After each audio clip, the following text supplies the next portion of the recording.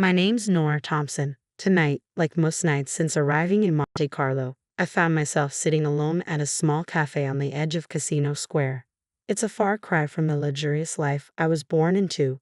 After graduating from an elite college in the States, all I wanted was a simple break from the world I knew. My father owns a vast empire from hotels to tech firms, but I use my mother's maiden name to keep things grounded and to avoid the spotlight. The evening had cooled when he walked in. Daniel exuded an air of ownership, or at least the confidence that comes from wearing a suit worth more than most people's rent. He pulled out the chair opposite me without asking. "Mind if I sit?" he finally said, though he was already seated. His smile was all charm, probably well rehearsed. "Looks like you're already sitting," I replied, barely glancing up from my coffee. He chuckled, his laugh too smooth. "I'm Daniel, and you are?" "Nora," I said curtly, giving him a quick once-over. Not my usual type, too polished, but admittedly good-looking. "So, Nora, what brings a girl like you to a pricey haunt like this all by yourself?" His tone was teasing, and I wasn't sure if I was amused or annoyed. "Just enjoying my coffee," I answered vaguely. "And you?" I asked. "What's your excuse?" "I could say business, but I'd be lying," he said with a smirk. "Tonight, let's just say I'm scouting for something interesting, and it looks like I might have found it." I raised an eyebrow. "Hope the coffee lives up to your expectations then." Daniel laughed. "Something tells me it's already exceeded them. I wasn't here to make friends or find a fling. Look, I'm not one of those girls who falls for lines if that's what you're aiming for. And I'm certainly not interested in whatever game you're playing." "Who says I'm playing a game?" he asked, his voice lowering slightly. "Experience," I replied. "You sit down uninvited, start with a line. What, do you expect a phone number or a date?" He leaned back, genuinely amused now. "You're tough. I like that. Not looking for a number, just conversation. But if it's too much, just say the word, and I'll vanish." I considered him for a moment. Monte Carlo was beautiful but lonely. Maybe a little chat wouldn't hurt. "Conversation is fine, but keep it light." We talked for a while. The conversation flowed surprisingly easily. He didn't press for personal details, and I didn't offer any. As the night wore on, I realized I was actually enjoying myself. Daniel wasn't like the usual guys who tried to impress me with their wealth or connections. He had an air of someone used to the finer things but not defined by them. Eventually, the evening drew to a close. "Well, Daniel, this was unexpectedly pleasant," I said as I stood to leave. "Surprised yourself, huh?" he asked with a grin. "Maybe just a bit. Good night, Daniel." As I walked back to my apartment, his words lingered in my mind. Monte Carlo had indeed turned out to be full of surprises, and perhaps, just perhaps, I had stumbled upon one tonight. After that first encounter with Daniel, the nights in Monte Carlo seemed a bit less solitary. He had a knack for appearing wherever I was, whether I was exploring the local markets or having a late dinner by myself. His persistence wasn't annoying. Surprisingly, it was quite the opposite. Maybe because he wasn't push-shy, he just seemed genuinely interested in being around me. One breezy evening, as I watched the sun dip below the horizon, he walked over with 2 coffees in hand and sat down beside me without a word. Assuming I wanted coffee, I teased, raising an eyebrow. He handed me a cup. "If I'm wrong, I'll drink both." "Good guess," I said, accepting the coffee. We sat in silence for a bit, the sound of the waves filling the quiet moments. "You never told me what you do back in the States." Daniel finally broke the silence. "Didn't think it mattered." I shrugged. "I work. Right now, I'm just enjoying not working." "Fair enough," he chuckled. "Everyone's got a story, though, don't you think?"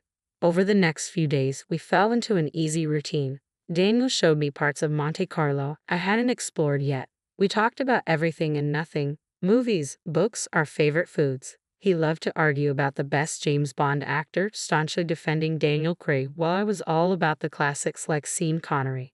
One day, as we strolled along the beach, he stopped suddenly and looked at me with a seriousness I hadn't seen before. "Nora, I know I'm just some guy you met at a cafe, but these past weeks have been, I don't know, different. Better because of you." I stopped too, unsure how to respond. Feelings were not what I planned on dealing with here.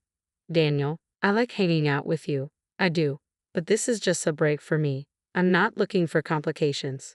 He nodded slowly, taking a deep breath. "I get it. No pressure. Just know that I'm here, okay? And I think you're pretty amazing." Days turned into weeks, and my time in Monte Carlo was drawing to a close. Daniel and I spent more and more time together. What started as casual walks and talks turned into late-night dinners and early morning breakfasts. It was the last thing I expected, to fall for someone under the Mediterranean stars. Then one evening he dropped a bombshell. "Come back with me, Nora. Work at my company in the States. I know it's sudden, but I think it could be great." The idea was crazy, completely insane. And yet part of me was tempted by the adventure, by the idea of taking this, whatever it was, and seeing where it could go. Moving back to the States felt like stepping into an alternate universe. Daniel's offer wasn't just a job, it was an invitation into his life. Suddenly, I was living in an ordinary apartment in an ordinary part of town, playing the role of an ordinary girl who'd lucked out. My father, however, had different ideas about ordinary. He showed up unannounced one afternoon just as I was unpacking my last box. His booming laugh filled my small living room as he stood in the doorway, towering and larger than life. "Nora, hiding out in plain sight, huh?"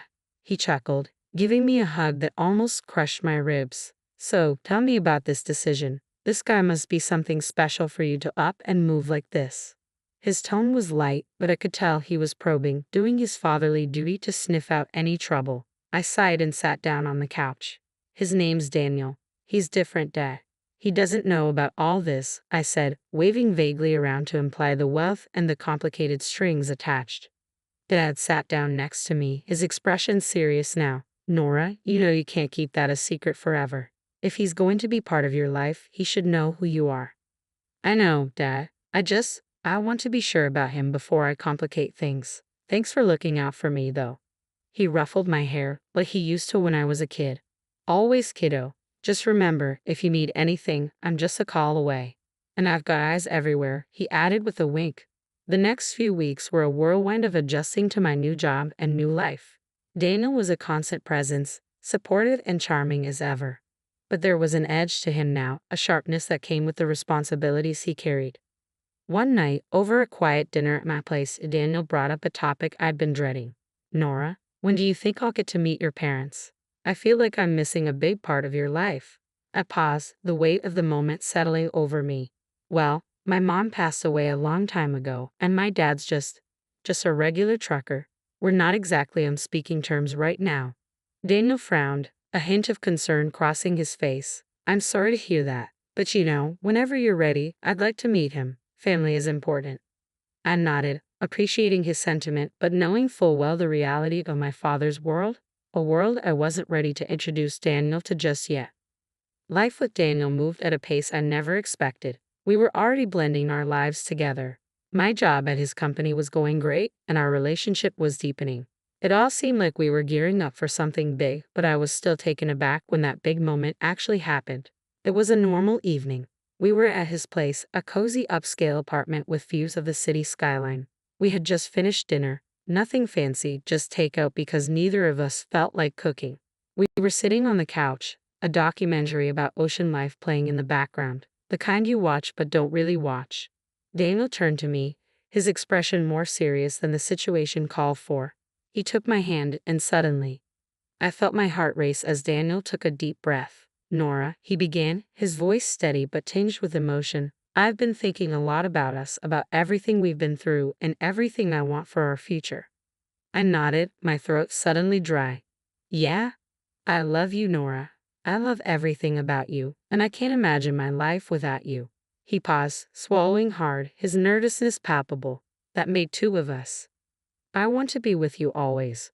Will you marry me?" Just like that.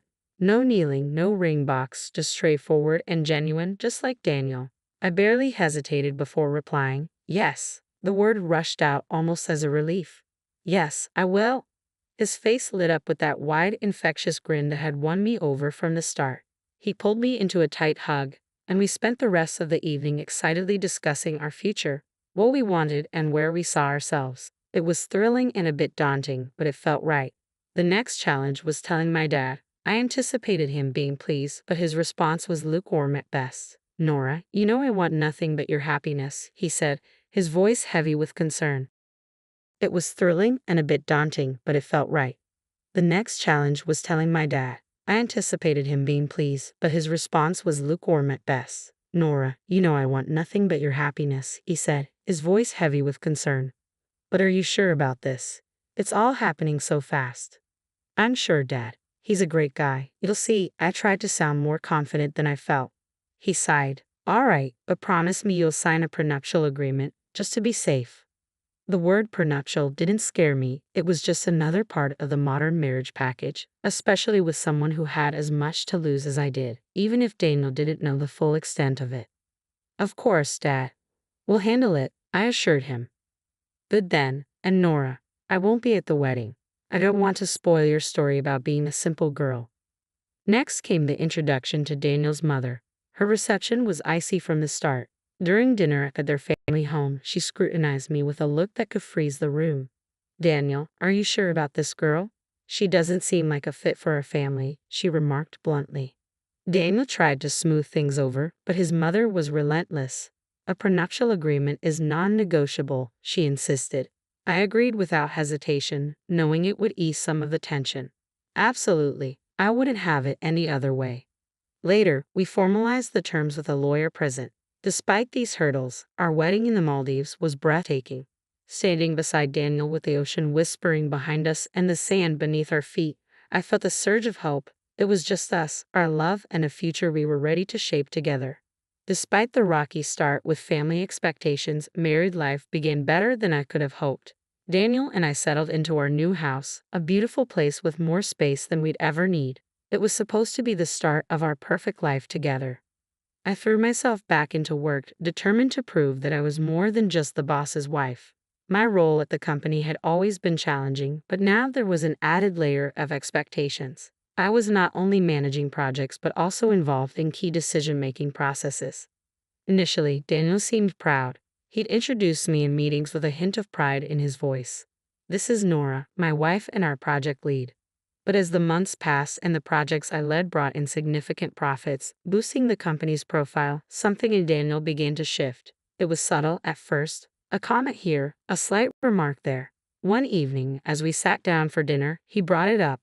Nora, you're doing great at work. Maybe too great, he said, his voice strained. I looked up from my plate, puzzled. What do you mean, too great? Isn't that good for the company? It is, he admitted, pushing his food around on his plate. But the guys are starting to say it's turning into the Nora show over there. His words stung. Isn't that a bit unfair? I thought you'd be happy that we're doing well. I am happy, he said, though his tone was uncertain. But it's a lot. You know, everyone's always talking about you, about how you handle things. It makes me wonder. The conversation marked the beginning of a series of challenges between Daniel and me. As the business grew, so did the strain in our relationship. Daniel's once supportive demeanor was now changed with resentment. I couldn't comprehend why he was upset. Wasn't he the one who had encouraged me to take on more responsibility in the first place? Things took a turn for the worse when his mother came to stay with us for a few weeks.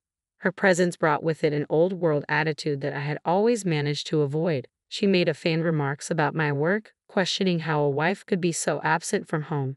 You're always at the office, Nora. When do you have time to take care of your husband? She would say. I tried to shrug off her comments, aiming to keep the peace, but her words only deepened the growing rift between Daniel and me. It seemed that no amount of professional success could mend what was slowly unraveling at home. The more I achieved at work, the more our marriage suffered. One evening, Daniel came home with a grim expression. Nora, I think it's best if you leave the company. We need to focus on our family, and your role there is causing too much tension. Leave the company? But why? I've been contributing so much, I said, my voice a mix of disbelief and anger. It's for the best. You can focus on the house, maybe start that garden you've always talked about, he replied dismissively, as if he were deciding on something trivial rather than my career. The next day, I discovered that he had let go of all our household staff. Housekeepers, cooks, gardeners. It was all on me now. You wanted to be more involved at home. Here's your chance, he said coldly. I wasn't afraid of housework, but the way this was thrust upon me felt wrong. This wasn't the loving, caring man I had married. This was someone else, someone intolerant and controlling. His mother, who was still staying with us, seemed to relish the situation. It's good for a wife to focus on her home, she would say, smirking slightly whenever Daniel talked about my new role as a full-time housewife. As I adjusted to this unexpected turn in my life, I felt a deep sense of shame. A shame that I hadn't seen this coming. A shame to admit that maybe my father was right about Daniel. When Daniel suggested a trip to Monte Carlo to rekindle what was left of our spark, I was hesitant but hopeful. That hope quickly faded when his mother announced she would join us. It's been ages since I've traveled, she declared loudly, as if it were a decree that couldn't be opposed. Daniel welcomed her with open arms, never considering my feelings. We rented a small house in Monte Carlo, charming but costly, and it quickly became my prison rather than a retreat. From the start, Daniel and his mother treated the city as their playground.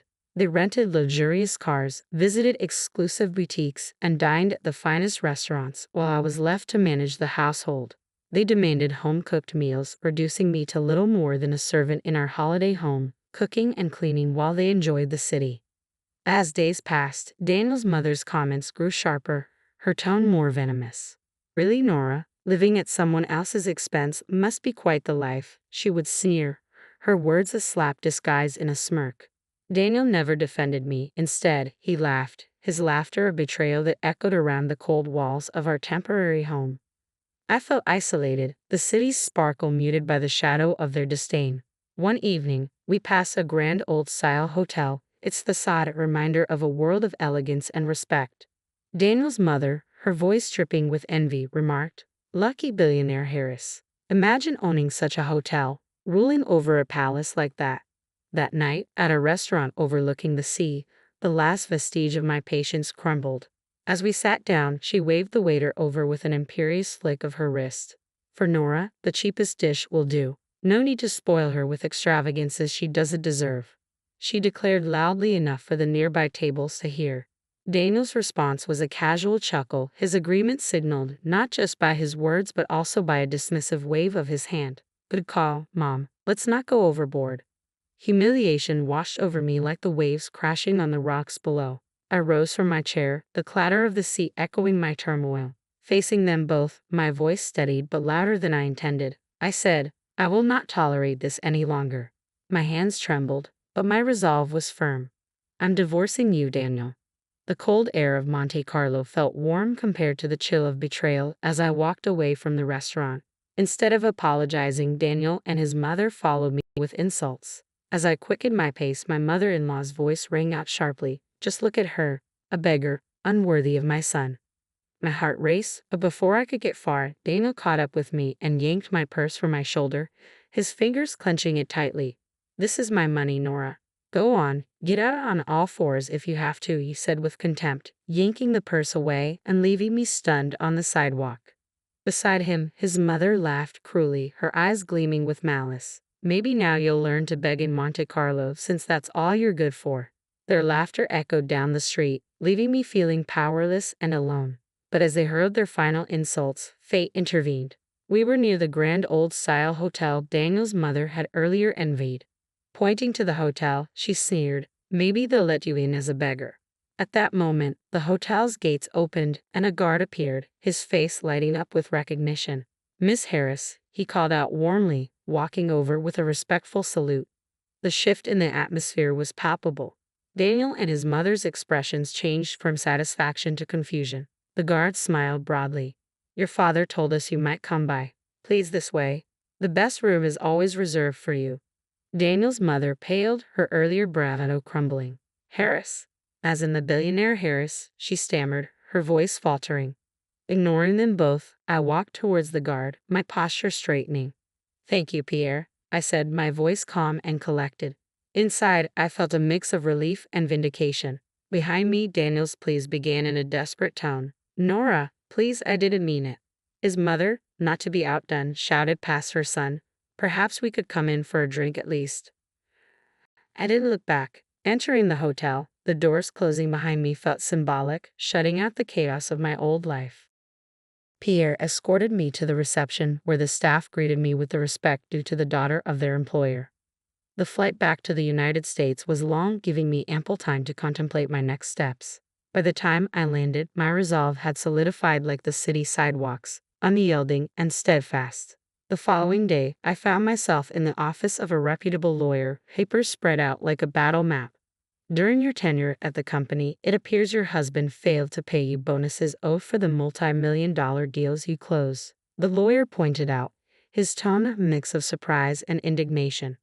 That sounds about right, I sighed, reflecting on the countless hours I devoted to the company and the success I had driven. We're suing for $30 million. The courtroom was cold and sterile, a stark contrast to the heated glares Daniel shot across the room as he fumbled through his defense. The man I once loved looked pitiful. When the verdict came, awarding me $3 million, Daniel's face crumpled.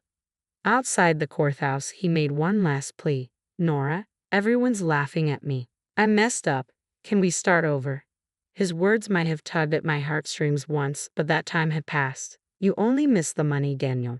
Maybe listen less to your mother next time, I said, my voice sharp against the crisp air. I turned and walked away, the sound of my heels on the pavement marking the end of that chapter. Returning home, I faced my father. The air between us was thick with unspoken words until I broke the silence. Dad, I should have listened to you. He wrapped me in a warm, forgiving hug. You had to learn on your own. Now you know, and knowing is half the battle. We talked late into the night about life, mistakes, and new beginnings. His advice was a beacon as I navigated my thoughts about the future. Inspired by our conversation, I began laying the groundwork for my next venture. My experience at Daniel's company had not only honed my skills but ignited a passion for the industry I couldn't deny. I decided to open my own investment firm. With my expertise and the substantial settlement, I had the resources to start something meaningful, something mine. Weeks turned into months as I built my business from the ground up. The challenges were daunting, but every setback taught me a lesson, and every success confirmed that I was on the right path. Sitting in my new office, overlooking the bustling streets below, I realized how far I had come, from a disillusioned wife in a loveless marriage to a competent business owner. The journey had been fraught with hurdles, but each one had made me stronger.